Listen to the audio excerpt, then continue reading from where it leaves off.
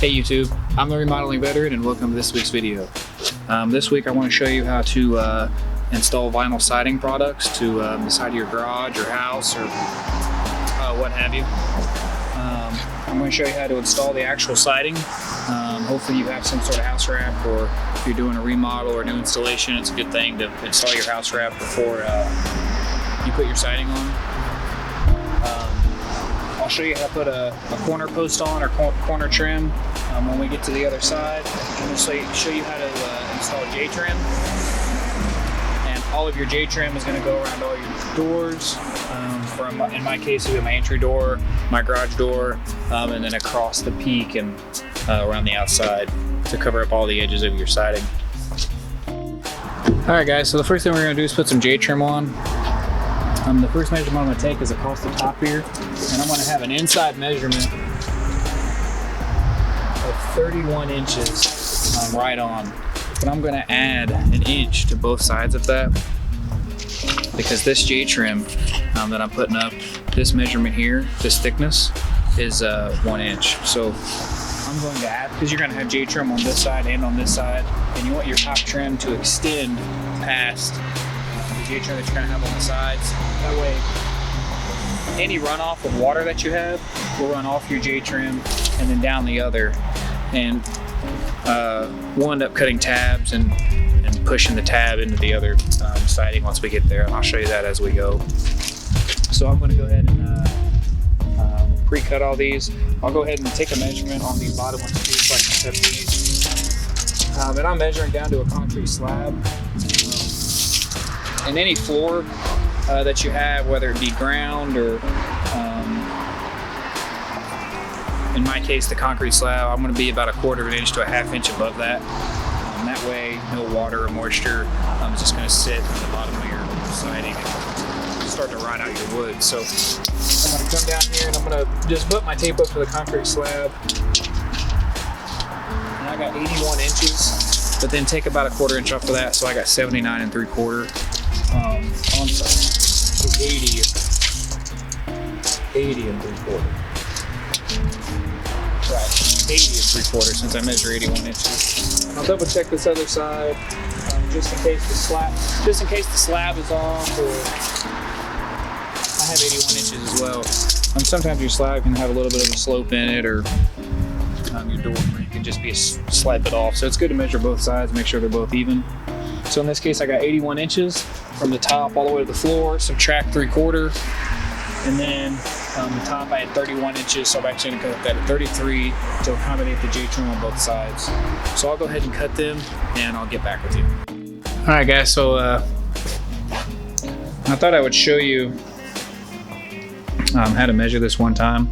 This stuff's real easy to cut. I just used some old aviation snips, or these are just sheet metal snips really, but to cut it, you can try to use a razor knife or something, but it's just as easy to cut with snips. Okay, so I'm just going to take my tape and just butt it up on the end like that to the end of the J-trim. That first one we said we had 31 inches, so I'm going to go to 33. And take a Sharpie and just mark a line.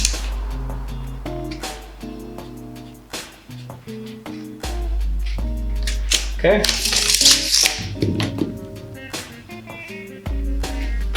And then to cut this, let me zoom you in.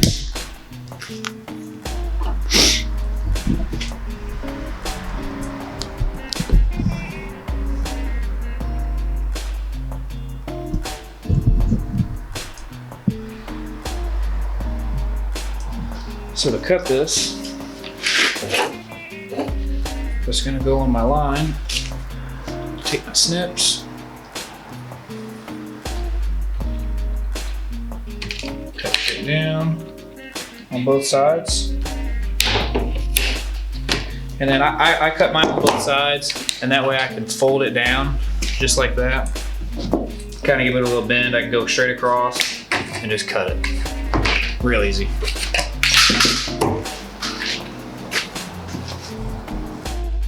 Alright guys, So it's that piece we just cut. The only thing I did is measure in 1 inch on both sides and cut this little tab out, as you can see, and it just folds straight down. And that is to hook in your next piece, and I'll show you that as we cut the next pieces. So I'll go ahead and line this up. Just coming to the top, I'm going to flush this up, line up my tabs on both sides. That looks good. And then we're just going to take a nail,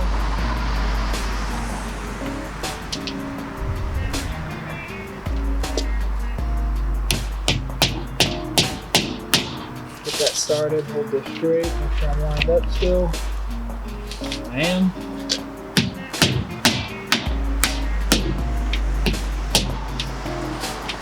Nail that in. So when we do our siding, you'll see you always want to put them in loose, just so to help with buckling and expansion and contraction, those sorts of things. The J-trim I usually just nail on tight.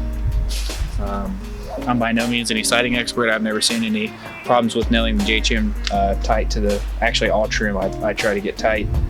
But the siding we do leave loose, and I'll show you that as we get to that. So let me just put a couple more in here. You can go every other hole in these. You don't have to put one in every slot.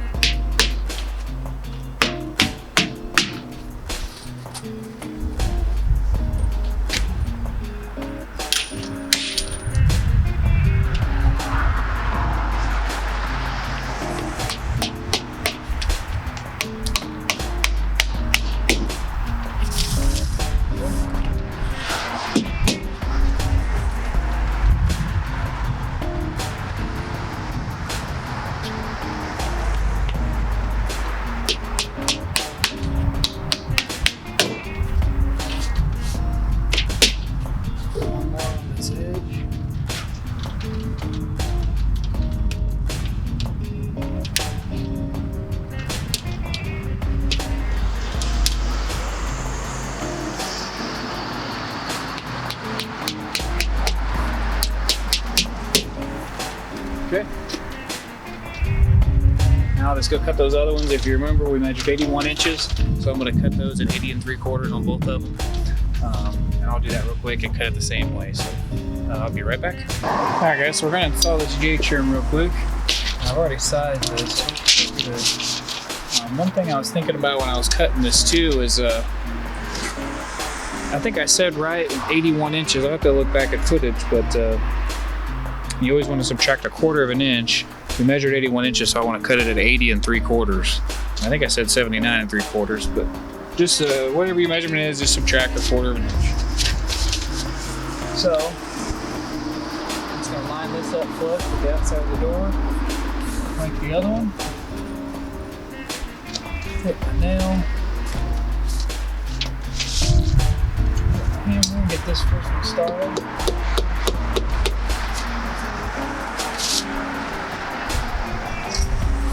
Make sure I'm still lined up.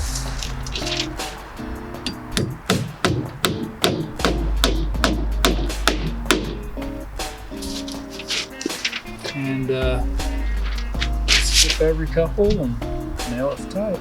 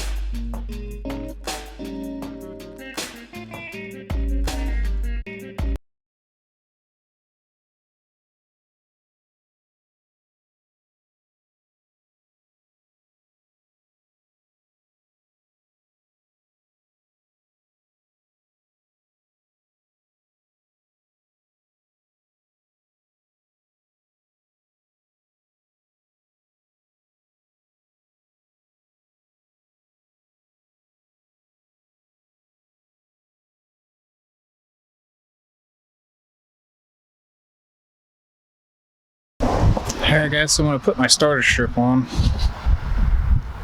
This is just starter strip. It goes up like this. You see the slots is where you nail to, and your siding just snaps in to the bottom of this flange. And I'll show you how it does that. But we're going to cut this and size it to these two gaps that I have here on each side of my door. I take my tape, and I always just measure where the slots are, the flange for the slots, inside of those flanges. And I have on that, we'll go 10 3/4. So I'll just take my tape here, my Sharpie, measure 10 3/4 and mark a line. Okay. I take my snips, start with this edge, cut down as far as I can, and then I'll come from this side, finish it out.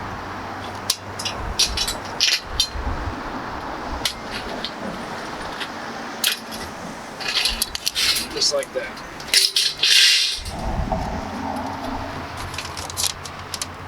That's perfect.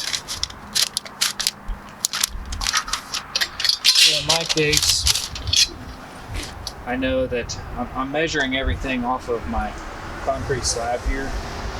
I know that it's straight across. It does have a little bit of slope in it, but I know that the slope is this way. So I know that I'm straight across. All the way across, so I'm gonna go with that. So I'll be 1/4 inch off of that,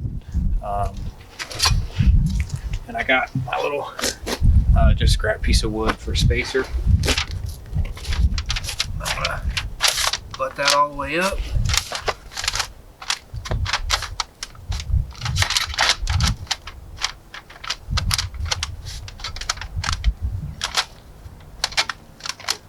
So, get some nails out.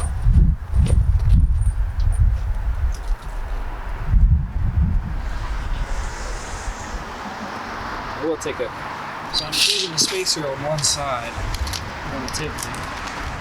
I'm going to start a nail. I'm going to start my nail and keep it loose.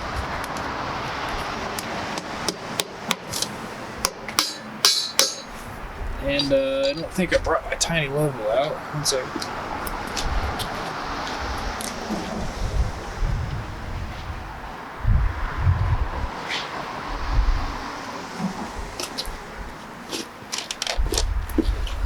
Okay, I got my small level. I'm gonna take my spacer out, put it on top of my trim, make sure I'm centered. And just bring this up level.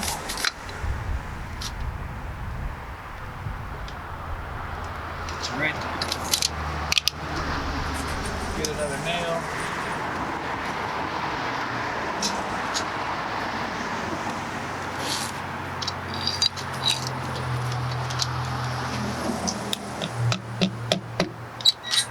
Still got them both loose. Make sure I'm centered.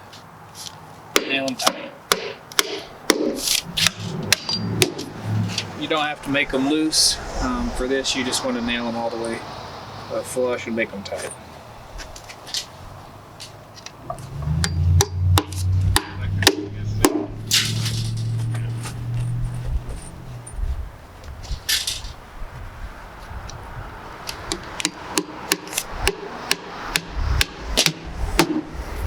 Good. Now I'll just do the other side off camera real quick. It's going to do the same thing, same procedure, and then I'll be right back. Alright guys, so now we'll go ahead and start putting our siding on. It's going to kind of be the same thing. We're just going to measure a width. You always want your siding to be wherever spaces you're butting up to. You want about 1/4 inch of play. wherever you're at. So in my case, I've got 1/4 of an inch of extra room over here and over here. For one, it'll help you put it in easier to align it up, and two, it's big on for expansion and contraction, allowing for that as it gets cold throughout the season, so or throughout your days. So I'm just going to take a measurement. I know that both of these are an inch, so I'm just going to put my tape inside this corner post, and I'll measure the outside of this J-trim. And I got a measurement of 14 inches. So I'm going to cut my trim, or my siding rather, at 13.5 inches, and I'll readjust the camera and show you how I cut that in the garage. Alright guys, so I have my scrap piece here.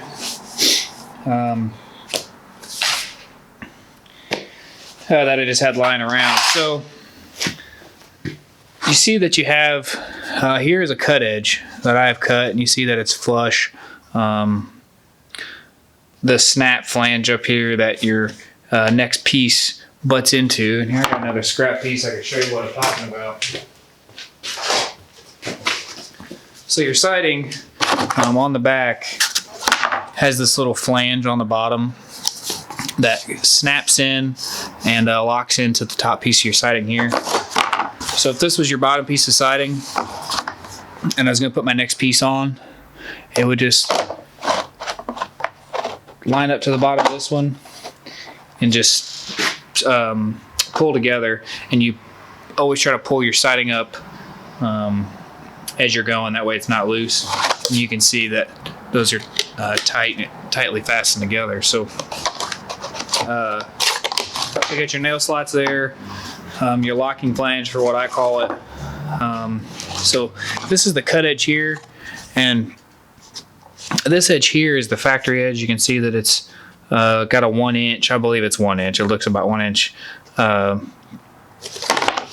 I could measure it. I'm sorry, inch and about 1/4 inch and 3/8. Cut out from the bottom right here and right here, and this is your overlap, and this is how it comes from the factory. And both sides of your siding come like this. So if I had two pieces that had this overlap, I think I have another piece here. I can use this.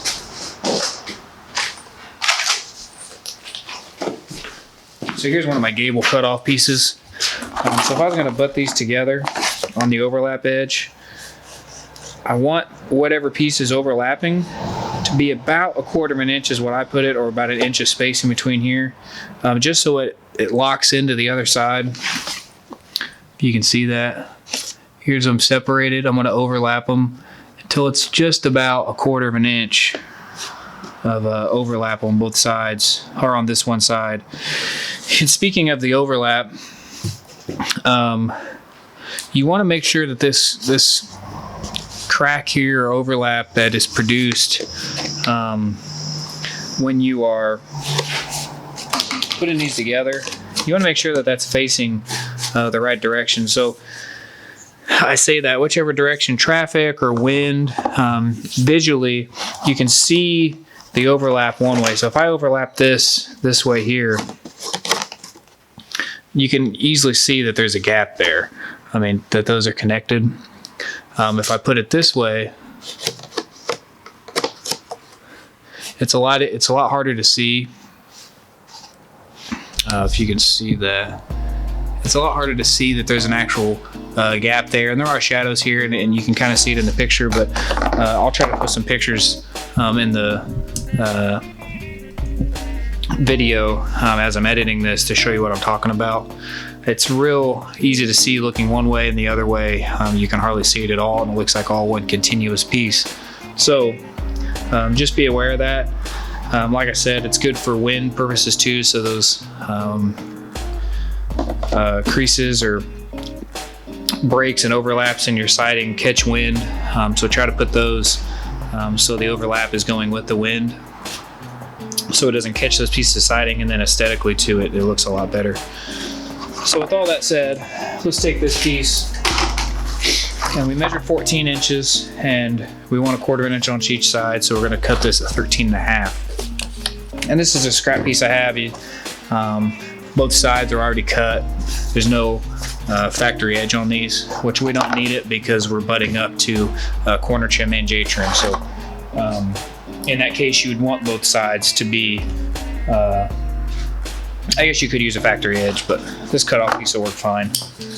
So we're gonna measure 13.5 inches. Let me get my Sharpie real quick.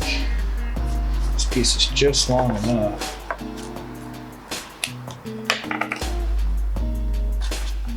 You just mark right on the face. You're going to cut right through that, so you're not going to see it. And I guess on the topic of measuring these, and I'll show you this as I start getting pieces that are buttoned up together as we get over top of these doors. I always measure mine when I'm dealing with pieces that are going to be overlapping. I always measure from the actual locking flange side. I don't measure from this end, because all of this extra overlap will just get pushed over into the next piece. I think it's a little more forgiving when I'm cutting it and when I'm putting it up. I can adjust and slide it back if I need to, if it's too close, or slide it towards the other piece if it's too far away. If I measure it here, I could be too short or a little too long, and it just saves time. So, and like I said, I'll go over that as we go. So let me just move the camera up here. And I cut all these with my miter saw. I find it easy, and I'll show you what I mean. So here's the piece that we had just cut. I find that this siding cuts better by putting the bottom edge up against my fence like this. You can cut it this way, you can cut it upside down, it doesn't matter, but I find it best to have the bottom edge pushed up against my fence like this. So I'm just going to take my saw blade, I'm going to plunge straight down, and I'm actually going to cut this backwards and slide it forward. I always find that going backwards with the teeth traveling in this direction, that it leads for a better possibility of chipping and cracking the siding. So plus it's kind of a cold day today, it's only about 45 degrees. So the siding itself is already kind of hard and brittle. So I don't want to crack it. So I'll just cut this real quick.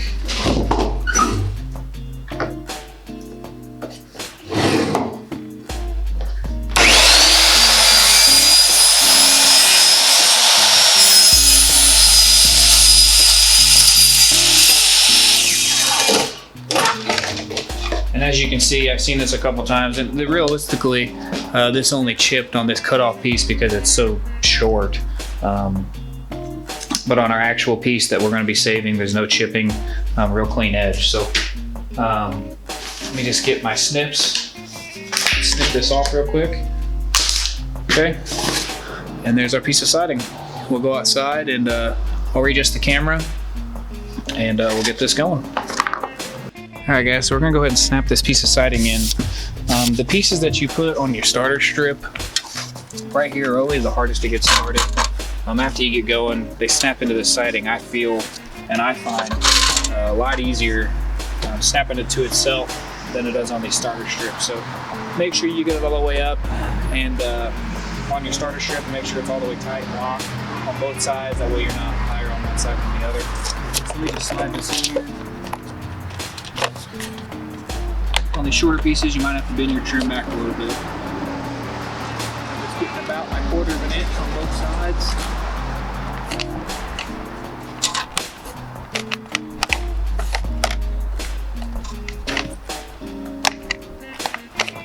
Just want to ensure that I'm locked. See, I'm locked on that side. I'm locked on this side. And I find that you can kind of pull back and feel that you are locked in on the starter strip. You can kind of slide it back and forth too. It does slide better. It slides a lot easier when it's sliding on itself. You can kind of slide it back and forth and tell that you're all the way locked down too. So grab my hammer here. So when it's really better. My help is always good, but it's good when one person's pulling tight on the siding. And if you had a real long piece, You want to pull it up the same kind of as you're going down. You don't want to kind of get wavy areas in your siding. So just apply decent pressure all the way down your siding. Try to get about the same as you can. It sounds difficult, but it's real easy. Once you get going, you'll understand. So I'm just gonna put my nail about in the center. You want to always put your nail in the center of these slots so your siding has room to slide back and forth for the expansion and contraction again. For the warmer and colder climates, as it changes throughout the year. So I'm just going to give just a little bit of tension. I'm going to start in the center.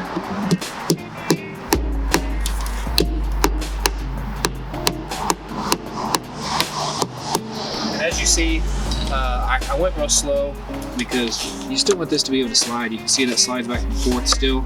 You want that. You don't want to nail your siding like we have been on the trim.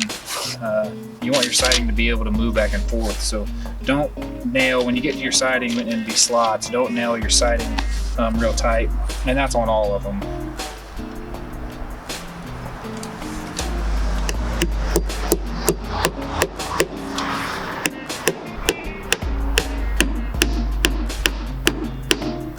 Okay, one more.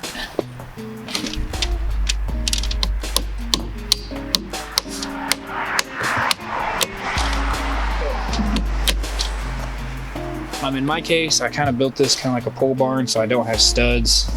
Generally, every 16 inches or 24 inches on center. So you always, if you have studs on your, if you put this on your house, every 12 inches that you have a stud, it's good to mark those out so you can get as many nails into the studs as you can. But in this case, I think we'll be okay.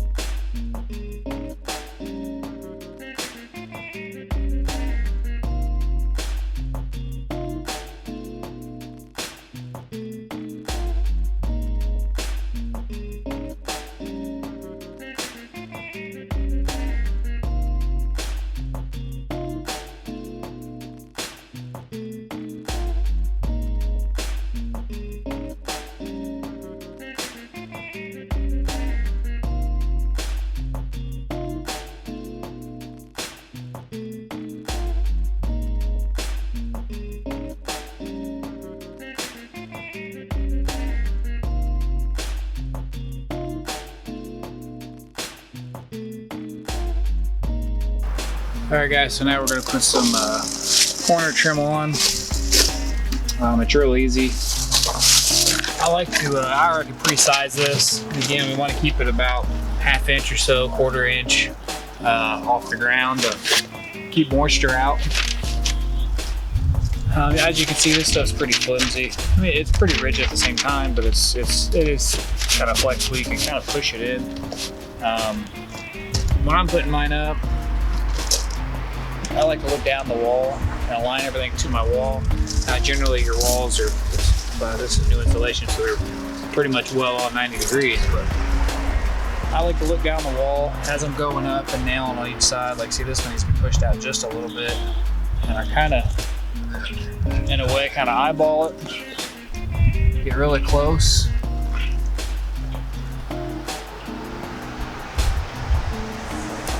About right there. I'm gonna take my Sharpie, draw a line. I draw a line on both sides, so I know that that's where it needs to go. And now I can get my nails ready, get my hammer ready. And I can hold this up, and if I need to, I can do one side at a time. So I know I'm there, I'm lined up, I'm where I need to be.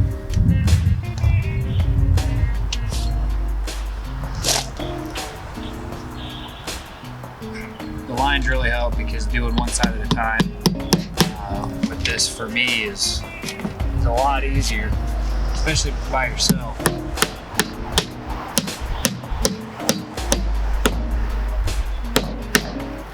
Okay, I'm lining up the other side.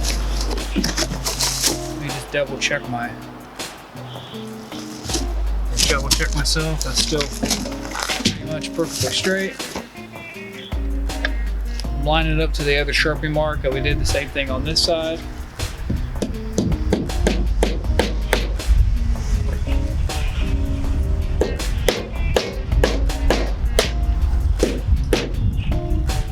Check one more time.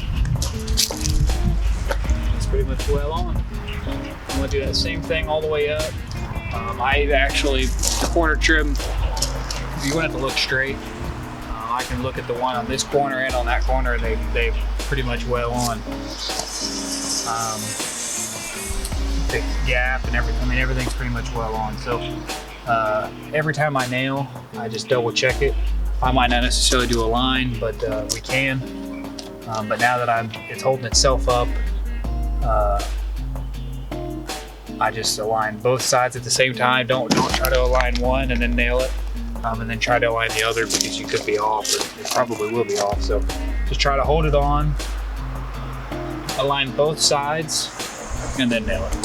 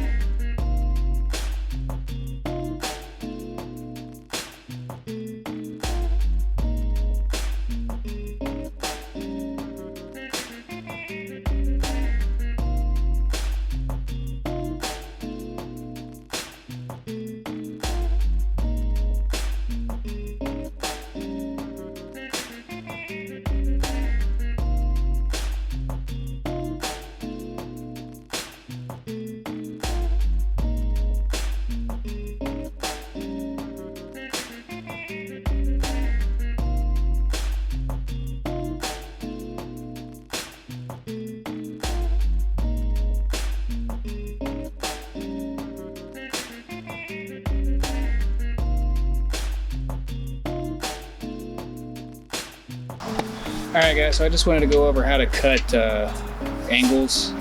The easiest way, you can do some math here, or try to put your piece up here and see, like in my case, I think my pieces are 9 1/4 or 9 1/2. And I can take a measurement from 9 1/2 here to here, and then figure out what so I know my vertical distance at the very highest point, of my highest width would be 9, I think 9 1/2. I would come down 9 1/2 inches wherever that butts in at the angle, and whatever this length is what I would need to cut my angle at to actually get a perfect cut. I know that in my situation, I just built this roof and I know that it is a 5/12 slope. And what that means is for every 12 inches that we go this way, I go 5 inches out. So if I start here and go over 1 foot, then I'll go up 5 inches. So in knowing that, there's also some math you could do with that, but also the easiest way would be able to use some sort of search engine and figure out the degree of whatever slope you have. In my case, a 5/12 slope is 22.5 degrees. So I'm cutting all of my angles at 22.5 degrees, but also using an online calculator. I know, I guess I can tell you, so I'm 9 1/4. Also using a calculator online, I figured out that the height of a 9 1/4 and 22 5/16 length equals 22.5 degrees exactly. So, like I said, there is a calculator for that. All you do is type in a height, type in a length, and it'll tell you the degree of angle for what you're going to be cutting at. So, like I said, just look up those calculators. They're really easy to use. You're only going to need it once, and you cut the rest all the same. So in my case, I'll take a measurement, and I'll get this length. I just kind of lift up my J-trim and attach. Earlier we were talking about that locking flange I was talking about. I go all the way to where it butts in at the corner. I go ahead and hook my tape under the J-trim right there, let the J-trim fall back down so it locks my tape measure onto it, and I get my distance to my next piece. So it's pretty easy. And then once I know my total length, and we'll go over this when I'm cutting the next one inside the shop, I'll get my length, I'll go to the top of that, and I'll measure over 22 5/16, strike a line, and go ahead and cut it. So let me get my measurement of what my length is. I'll take you in the shop and I'll show you how to cut it. All right guys, I brought you in the shop. So that measurement I was talking about was 135 inches. If you can picture this being on the wall, this being the top, this being where it locks into the next piece on that locking flange, this piece would be the piece we need to cut off. So we need to measure from this other side down here. And again, I'm going to measure from this end here, this overhang, we need to leave that as extra. So I'm going to measure from that end down here. Let me just hook my tape.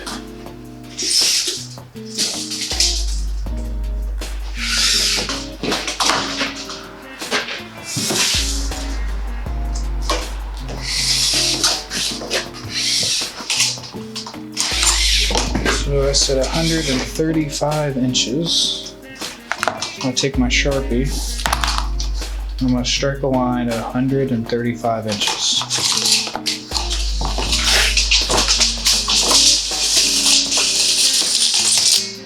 Okay, I'm just going to give that a cut.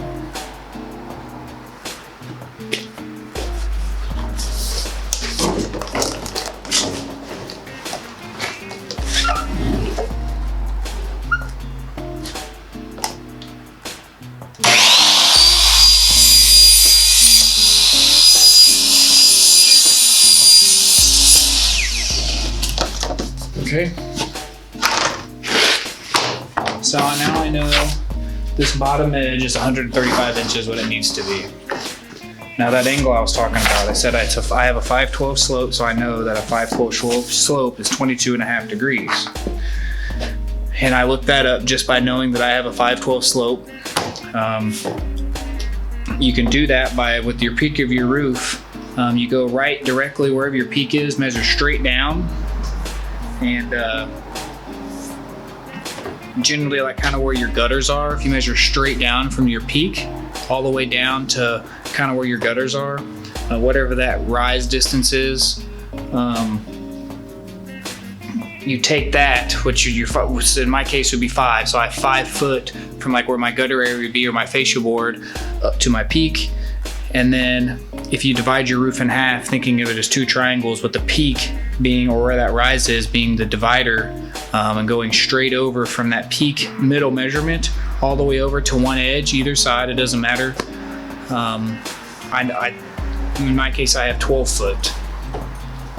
So in every 1 foot over, I'd be going 5 inches, which would be 12 inches with 5 inches. In my case, I have 12 foot and 5 foot.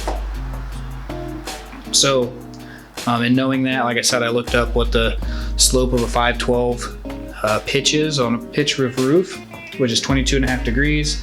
And then I used another calculator and typed in this 9.25 inches. Said that I wanted it to be 22.5, and it told me that I needed to, my length that needs to be 22 5/16. So that's what I'm going to do. I'm going to take that 22 5/16 off of the top, since I need my angle going this way. Get my Sharpie. I'm going to come up. Come over to 22 5/16. Make a little sharp mark. I'm going to get my 4 foot straight edge. I'm going to put my straight edge on that mark we just made in this bottom corner where we cut our 135 length, 135 inches. And I'm just going to trace a line right over the face of this siding, just like that. Okay. Now I'm going to take my snips. It would be easier to probably cut this from the other way. See if I can get a decent start this side.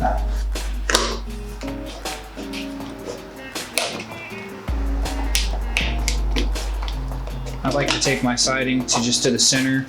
A lot of your sidings are what they call a double 4 or a double 5 or what have you. It just means that this measurement here and this measurement here is the same. So like double 4, I have 4 inches here and 4 inches here, so it's a double 4 inches. I like to take it where they meet to one side, and then I'll flip and cut the other side the other direction.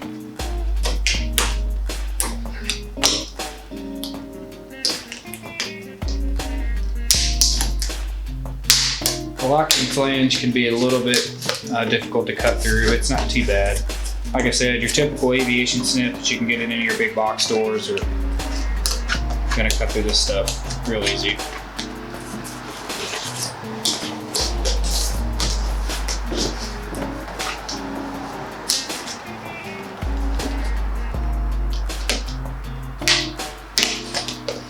Okay.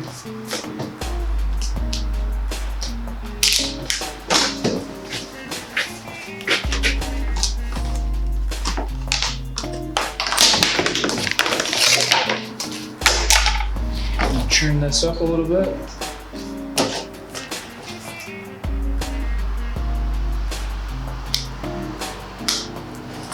Just like that. So now I get a 22.5 degree angle. We can go put this on.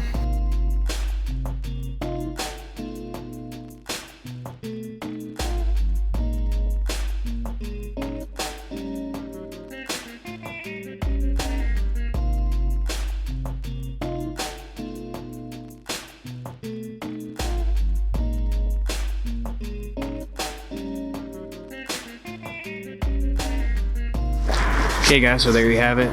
Real quick and easy. It's really something you can do yourself. Once you get started, you see how easy it is.